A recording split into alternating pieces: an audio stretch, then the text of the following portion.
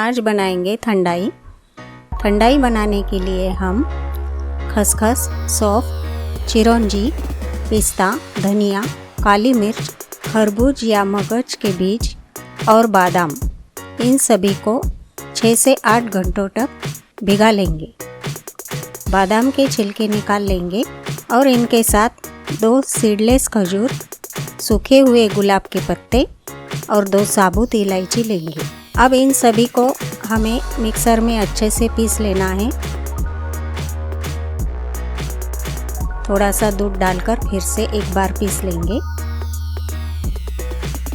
आगे इस मिश्रण को एक छन्नी में लेकर ऊपर से थोड़ा थोड़ा दूध डालकर छान लेंगे।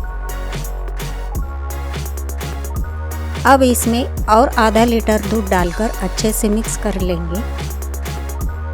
हमारी ठंडाई बनकर तैयार है।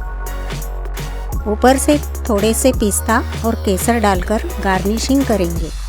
अब ठंडाई को ठंडा ठंडा सर्व करेंगे। वीडियो को अंत तक देखने के लिए धन्यवाद।